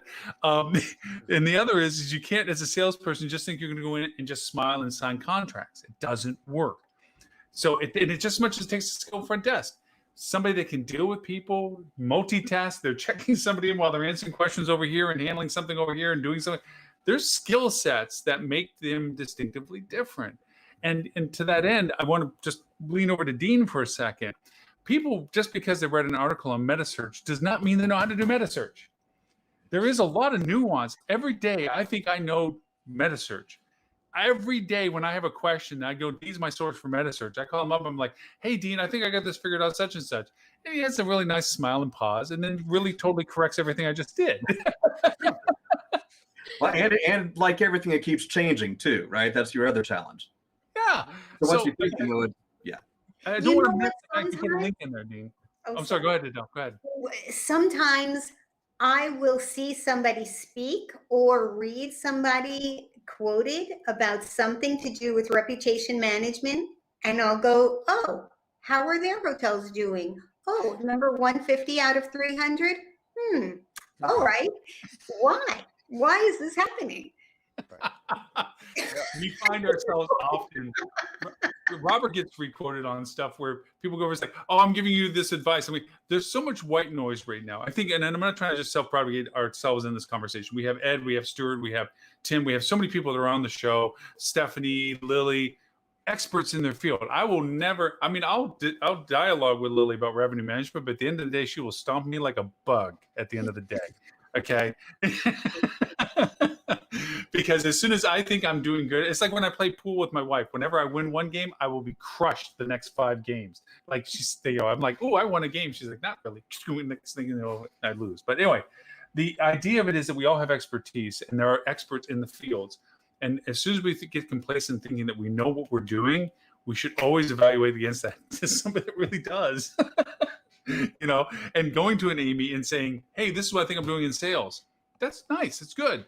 Maybe we can do this differently. Or going to Dean with MetaSearch or Adele, like you said, reputation management. There's so much white noise of people that that's a bad word to say, regurgitate, but repurpose other people's content.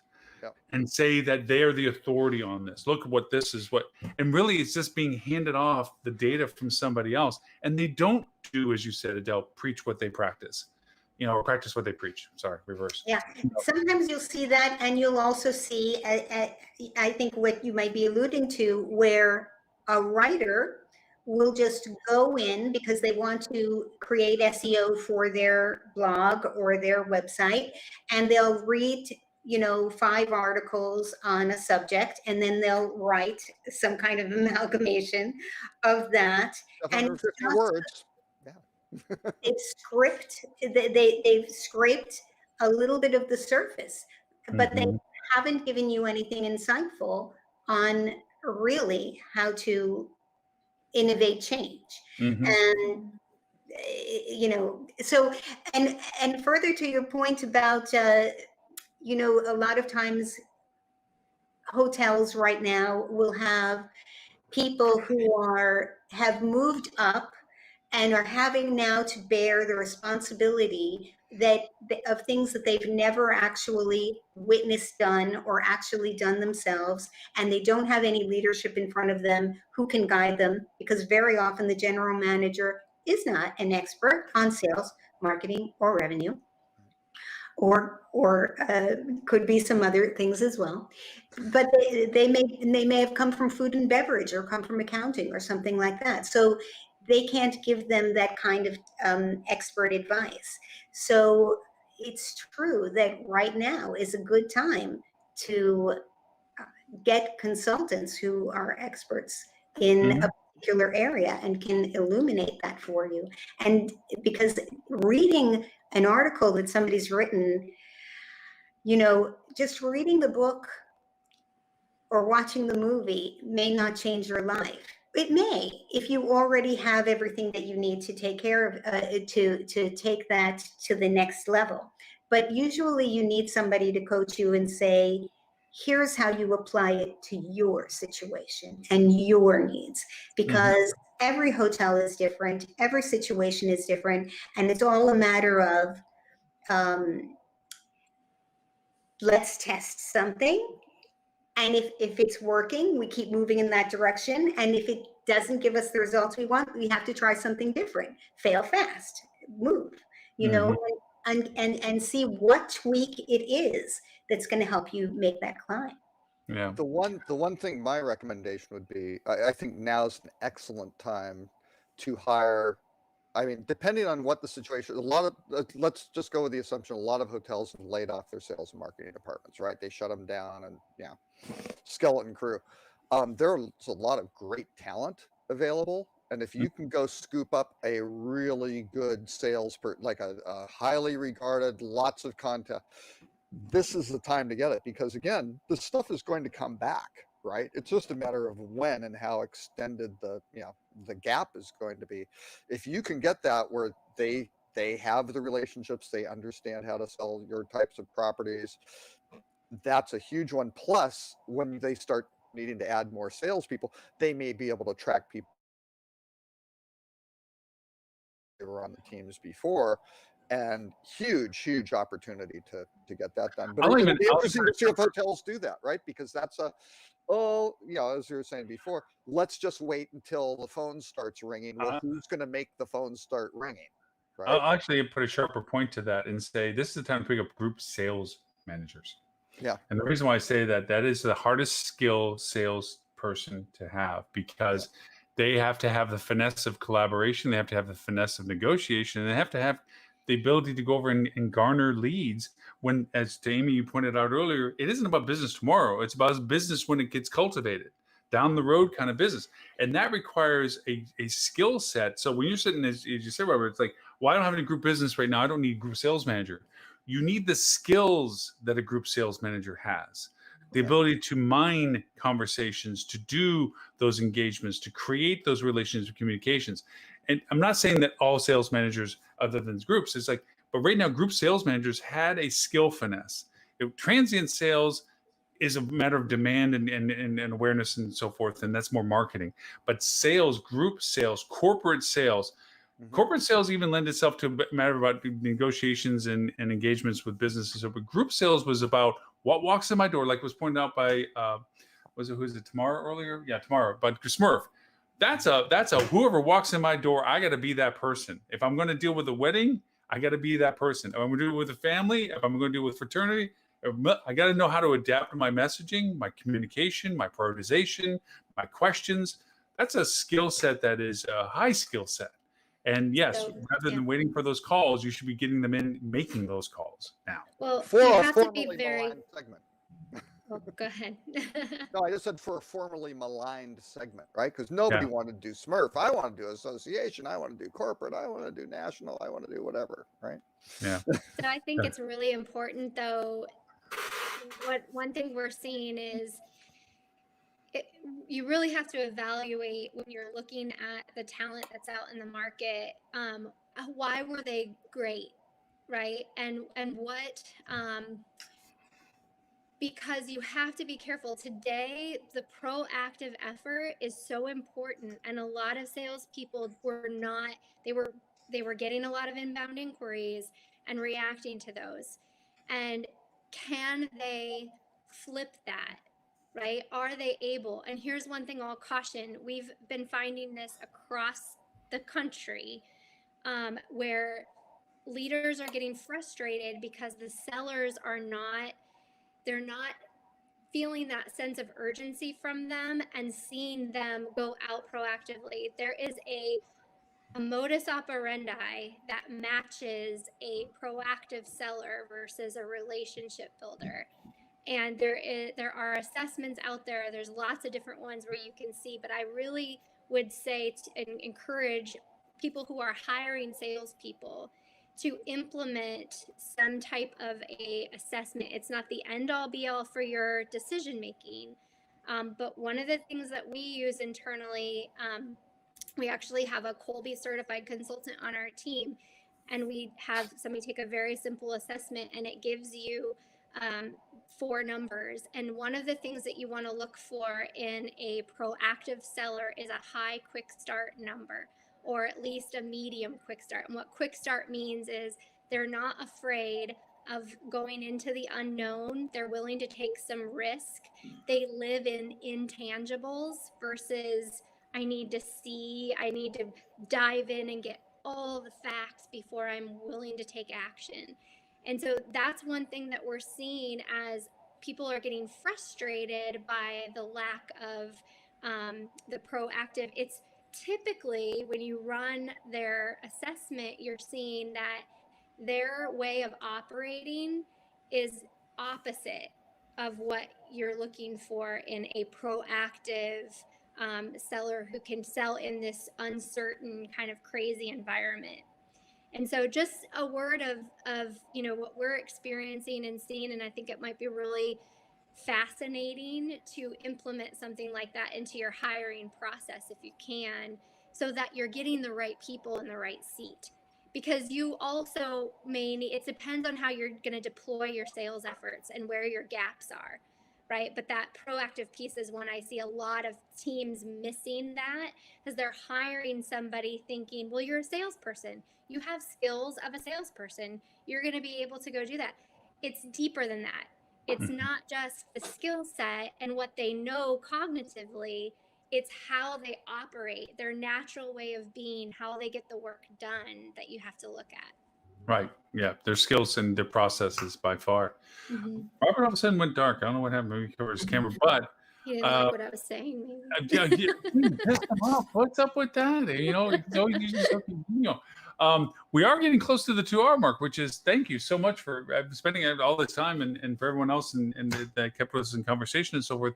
I did want to be respectful of Robert having given us this list this week. There is typically the boop and the rut row. The boop, unfortunately, is to me more of a rut row in the sense that we're looking at the bidding farewell to the Standard Hotel after a 20-year run. There's just certain hotels or certain, Beverly Hills Hilton. They're always in the genre of what we think of as destinations and so forth. I put that link in. And to think that, such a place that had such a run of things that kept it in the news is just not there anymore. I mean, and again, Adele, to your point about it's just sad when you think about New York, there's so many landmark restaurants, some amazing landmark restaurants in New York. They're just closed. Yes. Ones that have not closed through so many things are closed. Yeah. And can I just say a prayer for the passing of the Standard Hotel in LA? Yeah. I just feel that that's so iconic and just beyond sad. It is, because these are benchmark. When you think about our industry, there's many hotels like this. I wouldn't say many. There are hotels like this that are iconic in what they represent. And this was one of those ones. Probably the Chelsea Hotel in New York, when it finally faded, was probably another one that you would say, wow, they had a run. I mean, it was a mainstay of news centric things and people, and just it was kind of the hub of things. This is one of those hotels that it's just like, wow, this is the reality of what we're going through now. And I think more of the New York restaurants, because food wise, to me, it's like, yeah, that's sad. But there's so many places, not just in places like New York and LA, but there are many places around the world that are just not in business anymore due to all of this. And it is a shame. So yes, in that sense, hey, Robert's back. Were you mad at Amy? Oh, now there's no audio for you, Robert. Uh-oh. Robert went silent on us. Okay, and the last one I want to throw up is Robert's little rut row, which is an interesting rut row, because to me the boop was a bit of a rut row, although memorable. But this one, Microsoft Platinum shows plans to revive dead loved ones using chatbot. I kind of read this as being something that they're going to use this to revive some of the movie cast character people. Initially thinking, okay, this is just giving them the technology base to take people that are no longer with us and somehow bring them into this deep fake kind of world capabilities where the nuances or mannerisms or speech dialogues get brought over. But as the article points out, no, there's probably a little bit more to it than that. Talking to about, I don't know whether you all have watched the show Dark Mirror. It's scary, spooky tech. It's the what happens if what we see in our current technology, like the Boston Tech dogs get out there and run autonomously and stuff like that. It's pretty scary. Like what is the dark side of the tech that we see being developed right now? It's a scary show like that, but very interesting. It's like, you know, watching a train wreck. You don't want to, but you do. It's kind of one of those shows. So anyway, this one's just talking about how far advanced our technology is going, that we actually can have technology emulate the nuances of a person's personality based on what they've technologically contributed to in their dialogue, speech, and so forth, and images. So that was it. Bit and boop, boop and rut-row. Robert, sorry you went mute on us. Kind of, not really, but maybe. You know.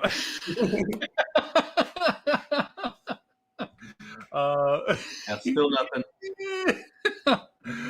With that in mind, Adele, if people want to know more about you and where they can find you, where is it they can go do either? Well, they can go to aspirereputationmarketing.com, but only for a little while because I'm going to change it over to my name, I think. I'm pretty sure. Everybody knows Adele. What the hell? Why not?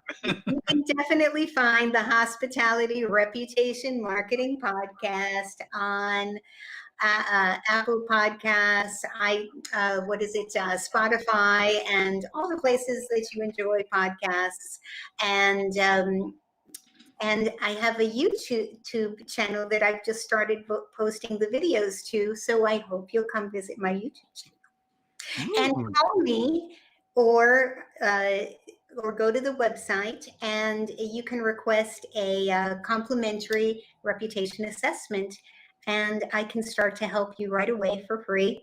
Just connecting the dots between your feedback and your aspiration to have great experiences and great reviews tomorrow.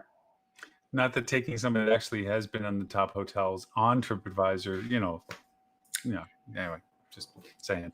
Mr. Dean, or MetaSearch, where is it they can find you? You can find me at two websites, actually, basecampmeta.com, where we focus on the educational aspects of MetaSearch. So if you ever want to learn more about what is MetaSearch, I've got some free overview content on there. Certainly look at that, as well as a paid webinar series if you want to get into the kind of the 201 level of information. We're actually working on a 301 level. Lauren, you and I have talked about that a little bit, getting into a more deep dive, getting into Google, and actually what does it look like when you go into Google and want to manage a MetaSearch campaign, things like that. Also then over at metasearchmarketing.com, where we are more about the doing. How do we optimize a MetaSearch campaign? If you're looking to have an unbiased opinion of, hey, what technology stack should I be using? So I don't have a salesman, telling me, hey, you should use mine, you should use this. I've worked with or for just about everyone out there and can help you along with that. Also, a challenge I would put out to you, anybody listening, if you are working in MetaSearch campaigns right now, send me your data. Let me take a look at your data, last 30 days, last quarter, whatever it may be, and let me see if I can suggest a way to better optimize what you're doing on your MetaSearch. I'd be happy to take a look at that for you, and I bet I can. So that, and last but not least, our Google Meta for Small Hotels program, where we offer a free 30-day trial, no strings attached. Let me see if I can set up a MetaSearch campaign for you on Google. Chances are other vendors have told you can't do it, and there's a lot of reasons for that. In fact, you know what? I don't even need to have a booking engine. I don't even need you to have a website. I can get you on Google Meta. So if you want to learn more about that, metasearchmarketing.com. And if you doubt either one for Adele or him, every time I think I know what I'm doing, and I say, hey, Adele, this is what I'm doing, and she's like, isn't that sweet? And I go to Dean, hey, look, I think I got this all figured out. And he's like, maybe if you just didn't do any of this thing you just said and do all of this, it'd be better. And I'm like, yeah, bless your heart. Bless your heart. Amy, if you want to know about Get Going You, where is it they can find you? Yeah, you can find me on LinkedIn, Amy Infante.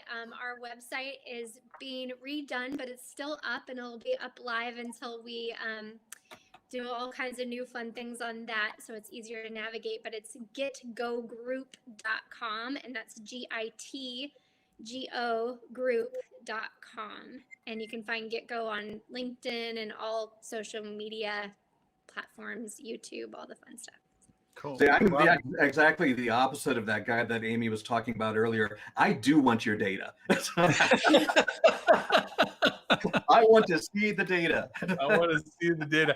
You know, I feel like, Robert, I'm going to do a Beetlejuice on you where I get to just talk like over you, like the Beetlejuice did with the girls. Like, oh yes, I want to marry my man of mine. Anyway, no, can't even hear you. No, you're eye candy right now, Robert. You're just eye candy, buddy.